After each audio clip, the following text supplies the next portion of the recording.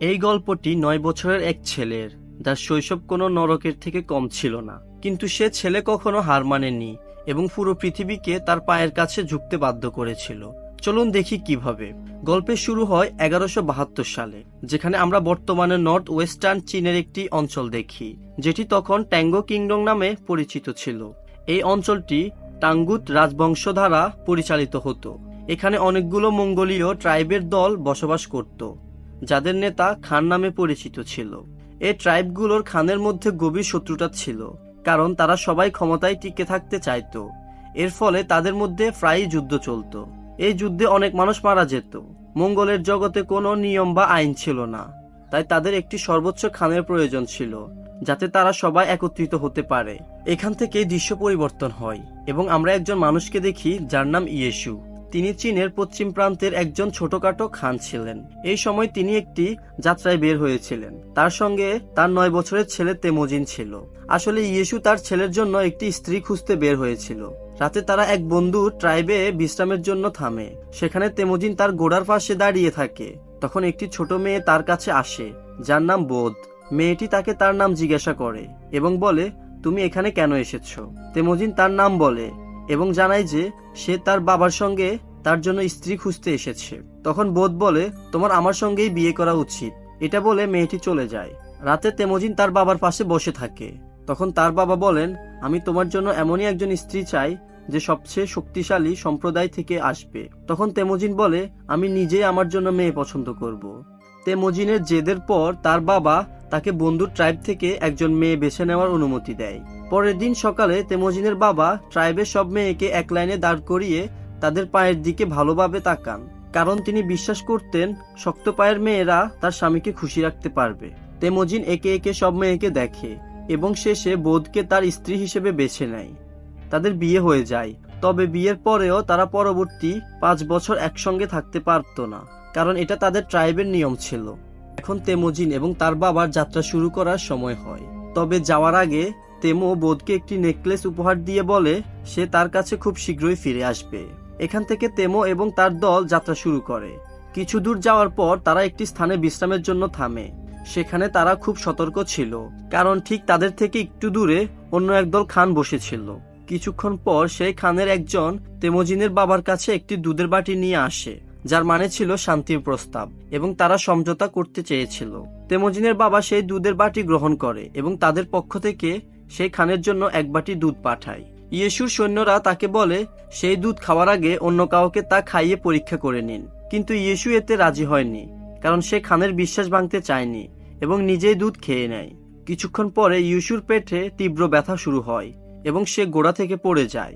এখান থেকে বোঝা যায় যে খান সেই দুধে বিষ মিশিয়ে দিয়েছিল।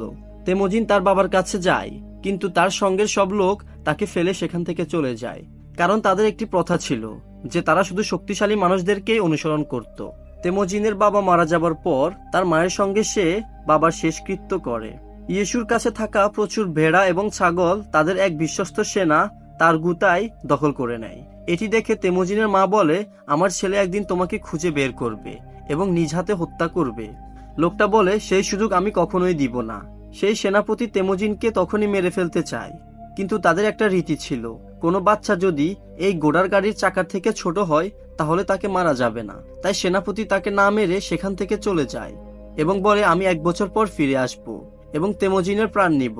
1 বছর পর তার গুটায় ফিরে আসবে ভেবে তেমোজিন পালিয়ে একটা বরফের রাজ্যে চলে যায়। সেখানে চারিপাশে ফাঁদ পাতানো ছিল। কিছুক্ষণ হাঁটার পর তেমোজিন ঠান্ডা পানিতে পড়ে ডুবে যাচ্ছিল। তখন তারই বয়সী একটি ছেলে, যার নাম জামুখা, সে তার জীবন বাঁচায়। এরপর জামুখা এবং তার বড় ভাই তেমোজিনকে তাদের বাড়িতে নিয়ে যায় আর তাকে খেতে দেয়। তেমোজিন তার জীবন বাঁচানোর জন্য তাদেরকে ধন্যবাদ জানায় আর তার জীবনের সব কথা তাদেরকে বলার পর জামুখা এবং তার ভাই বলে, আজ থেকে তুমি আমাদের ভাই।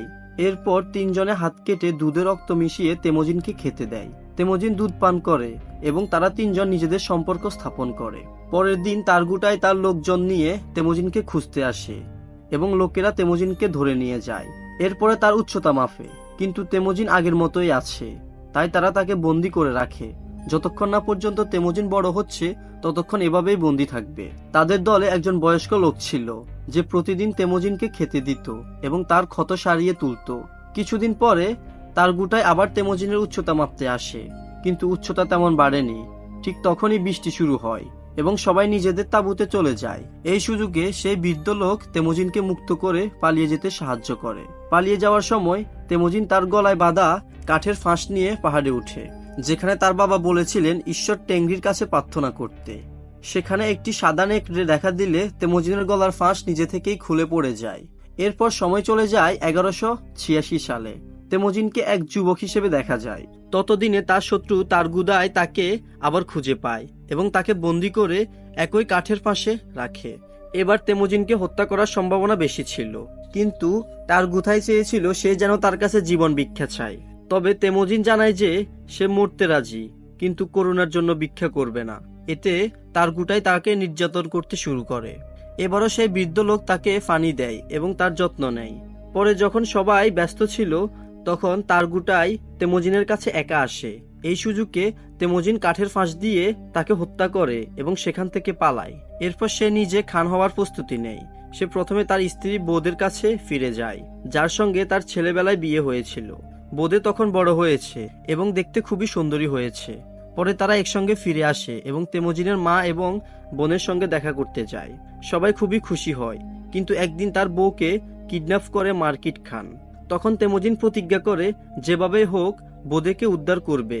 অন্যদিকে মার্কিট খান বোদকে তার বউ হিসেবে পেতে চায়। তেমোজিন তার স্ত্রীকে উদ্ধারের জন্য তার পুরনো ভাই জামুখার সাহায্য চায়। জামুকা রাজি হয়, কিন্তু 1 বছর অপেক্ষা করতে বলে। 1 বছর পর তারা মিলিতভাবে আক্রমণ চালায় এবং শত্রুদের পরাজিত করে। বোদে তখন গর্ভবতী ছিল, তার মানে এই সন্তান তেমোজিনের নয়। তাও সে তাকে গ্রহণ করে, কারণ সে তাকে অনেক ভালোবাসতো। এরপর তেমোজিন তার বিজয় উদযাপন করে এবং সম্পদ স্থানীয় লোকদের মধ্যে বিতরণ করে। তেমোজিন মাত্র 10% সম্পদ নিজে রাখে এবং বাকি 90% ভাগ করে দেয়। এতে জামুখার লোকজন তাকে সমর্থন করতে শুরু করে। তবে এটি জামুখার মনে শত্রুতা বাড়ায় এবং সে তেমোজিনের বিরুদ্ধে ষড়যন্ত্র করতে শুরু করে। একদিন জামুখার লোকেরা তেমোজিনের আস্তাগারে ঘোড়া চুরি করতে আসে, আর এটা তেমোজিনের লোকেরা দেখে ফেলে। এতে তেমোজিনের লোকেরা রেগে গিয়ে ভুলবশত তাদের হত্যা করে ফেলে, আর এদের মধ্যে একজন ছিল জামুখার ভাই। আর এই খবর যখন জামুখা জানতে পারে, তখন সে তেমোজিনকে হত্যা করার সংকল্প করে, কারণ সে তার ভাইয়ের মৃত্যুর প্রতিশোধ নিতে চায়। এর জন্য জামুকা আশেপাশের অন্য গোত্রের খানের সাথে হাত মিলিয়ে একটি বড় দল তৈরি করে এবং তাদের দলে আক্রমণ চালায়। তেমোজিন জানতো যে তারা এই যুদ্ধে জিততে পারবে না, কারণ তার কাছে জামুকার দলের মতো এত সেনা ছিল না। তাই সে তার গোত্রের নারীদের এবং শিশুদের নিরাপদে চলে যেতে বলেন এবং বাকি লোকদের যুদ্ধে অংশ নিতে বলে। এই যুদ্ধে তেমোজিন তার সৈন্যদের সাথে পরাজিত হয় এবং জামুকা তাকে এবং তার সেনাদের বন্দী করে। যদিও জামুকা এখন তাকে ভাই বলে ডাকতো, কিন্তু সে তার বড় ভাইয়ের মৃত্যুর প্রতিশোধ নিতে চেয়েছিল। এই জন্য সে তেমোজিনকে নিজের দাস বানিয়ে ফেলে এবং অন্য গোত্রের লোকদের কাছে বিক্রি করে দেয়। সেখানে শাস্তিস্বরূপ তেমোজিনকে মরুভূমিতে অনেক দূর হাঁটতে হয়। অনেক দূর হাঁটার পরে তারা একটি শহরে পৌঁছে, যেখানে তাঙ্গ রাজবংশের শাসন ছিল। এই লোকেরা তেমোজিনকে একটি জায়গায় বসিয়ে রাখে, যাতে অন্য লোকেরা তাকে দেখে কিনতে পারে। একদিন এই সাম্রাজ্যের রাজা বাজারে আসে এবং সে তেমোজিনকে দেখে, কিন্তু রাজ্যের লোকেরা রাজাকে তেমোজিনকে কিনতে মানা করে। তবুও রাজা তেমোজিনকে কিনে নেয়। এরপর তেমোজিনকে একটি খাঁচার মতো ঘরে রাখা হয়, যা শহরের ঠিক মাঝখানে ছিল, যাতে বাইরে থেকে লোকেরা তাকে দেখে হাসতে পারে এবং মজা করতে পারে। এখানে তেমোজিনকে দেখতে প্রতিদিন একটি বৌদ্ধ সন্ন্যাসী আসতো এবং তার কাছে ক্ষমা চাইতো। মূলত এই বৌদ্ধ বুঝে গিয়েছিল এই তেমোজিন একদিন পুরো বিশ্ব শাসন করবে, তাই সে তার স্ত্রীকে খুঁজে দিতে চায়।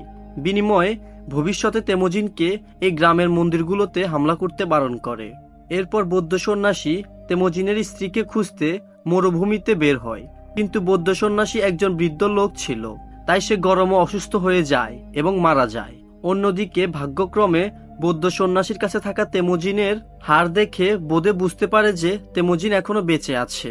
এরপরে বোদে তার স্বামীকে খুঁজতে শহরে যায় এবং সেখানে তাকে খাঁচায় বন্দি অবস্থায় খুঁজে পায়। সেই রাতে বোদে এখানকার রক্ষীদের ঘুষ দিয়ে তেমোজিনকে এখান থেকে মুক্ত করে নেয়। তেমোজিন দেখে তার ছেলে বড় হয়ে গেছে এবং বোদের একটি মেয়ে হয়েছে। বোদে তেমোজিনকে বাড়ি নিয়ে আসে। এরপর তাদের পুরো পরিবার খুশি খুশি জীবন কাটাতে থাকে। একদিন বোদে তেমোজিনকে বলে যে সব মঙ্গলরাই একরকম, সবাই চুরি করে এবং পরস্পরকে হত্যা করে। বোদের এই কথাটি তেমোজিনের মনে গভীর প্রভাব ফেলে এবং সে তার পরিবারকে ছেড়ে সেখান থেকে চলে যায়। সে সিদ্ধান্ত নেয় যে এখন থেকে সে সব উপজাতিকে একত্র করে একটি নতুন মঙ্গল সাম্রাজ্য গড়ে তুলবে, যেখানে নিয়ম কানুন থাকবে। তেমুজিন সিদ্ধান্ত নিয়েছিল যে যদি এই কাজটি করতে তাকে কারো জীবনও নিতে হয়, তবে সে পিছু হটবে না। সে 3টি নিয়ম তৈরি করে। প্রথম নিয়ম ছিল যে মহিলা এবং শিশুদেরকে কখনো মারা যাবে না। দ্বিতীয় নিয়ম ছিল যে শত্রুর সাথে মৃত্যুর আগ পর্যন্ত লড়াই করতে হবে। আর তৃতীয় নিয়ম ছিল কেউই নিজের খানের সাথে প্রতারণা করবে না। এখান থেকেই দৃশ্য পরিবর্তন হয় এবং 1196 সালের দৃশ্য দেখানো হয়, যেখানে বহু বছর আগে তেমুজিন শপথ করেছিলেন যে সে মঙ্গলদের একটি বড় সেনাবাহিনী তৈরি করবে এবং এখন সে বহু গোত্রকে পরাজিত করে একত্রিত করে একটি বড় মঙ্গল সাম্রাজ্য তৈরি করেছে। এখন তার পথে একটাই বাধা ছিল, যা তাকে রাজা হতে বাধা দিচ্ছিল। আর সেই বাধা আর কেউ নয়, তার ভাই জামুখা। জামুকার কাছে একটি বড় সেনাবাহিনী ছিল এবং তারা দুইজনই যুদ্ধক্ষেত্রে তাদের সম্পূর্ণ সেনাবাহিনী নিয়ে যুদ্ধের জন্য প্রস্তুত ছিল। এখানে জামুকা তার ভাই হওয়ার কারণে তার সঙ্গে যুদ্ধ করার বদলে তাকে বোঝাতে চেয়েছিল, কিন্তু জামুখা তাড়াহুড়ো করে যুদ্ধে জড়িয়ে যায়, যার ফলে তার অর্ধেক সৈনিক মারা যায়। কয়েক ঘন্টা যুদ্ধ করার পর তেমুজিন অবশেষে জয়ী হয় এবং জামুকা ও তার অনেক লোককে জীবিত বন্দী করে ফেলে। তেমুজিন জামুখার জীবিত সৈন্যদের হত্যা করার পরিবর্তে তাদের নিজের সেনাবাহিনীতে অন্তর্ভুক্ত করে নেয়। এখানে তেমুজিনের গোত্রে একজন বয়স্ক লোক দেখা যায়, যিনি তেমুজিনকে সাহায্য করেছিলেন। তেমুজিন সেই বয়স্ক মানুষটিকে তার গোত্রের উপদেষ্টা বানিয়ে দেয়। রাতে তেমুজিন জামুখার কাছে বসে এবং তাকে বলে, ভাই, এই যে নিজেদের রাজ্য বড় করার লোভ, এটাই আজ আমাদের জীবনকে এই মোড়ে নিয়ে এসেছে, যেখানে আমাদের এখন একে অপরের প্রাণ নিতে হচ্ছে। জামুকা তাকে বলে, যদি আমি তোমার জায়গায় থাকতাম তাহলে আমি আমার শত্রুর সব সৈন্যকে মেরে ফেলতাম। এই কথা থেকে আমরা বুঝতে পারি যে তেমুজিন এবং জামুকার চিন্তা কতটা আলাদা ছিল। এই কথোপকথনের পর তেমুজিন তার ভাই জামুকাকে ক্ষমা করে দেয় এবং তাকে এখান থেকে চলে যেতে বলে। এখান থেকে দৃশ্য পরিবর্তন হয় এবং আমরা 1206 সালের তেমুজিনকে দেখি, যে এই সময় সমস্ত মঙ্গলদের খান হয়ে যায়, যার নাম চেঙ্গিস খান। এরপর সে পুরো টেঙ্গুট সাম্রাজ্যকে ধ্বংস করে দেয় এবং একটি নতুন সাম্রাজ্যের প্রতিষ্ঠা করে। সে মনেস্ট্রি শহরকে ছেড়ে দেয়, কারণ বৌদ্ধ সন্ন্যাসীকে সে কথা দিয়েছিল এই শহরকে ধ্বংস করবে না, এবং পরে এই মনেস্ট্রি শহর মঙ্গল সাম্রাজ্যের ভিত্তি স্থাপন করে, যা ইতিহাসের সবচেয়ে বড় সাম্রাজ্যগুলোর মধ্যে একটি হয়ে দাঁড়ায়। আর এইখানে এই সুন্দর মুভিটি শেষ হয়ে যায়। তো বন্ধুরা, এটা ছিল একটি সত্য ঘটনা। আজকের কাহিনীটি কেমন লেগেছে কমেন্ট করে জানাও এবং এমনই নতুন নতুন ভিডিও পেতে চ্যানেলটি সাবস্ক্রাইব করে আমার সাথে যুক্ত থাকো।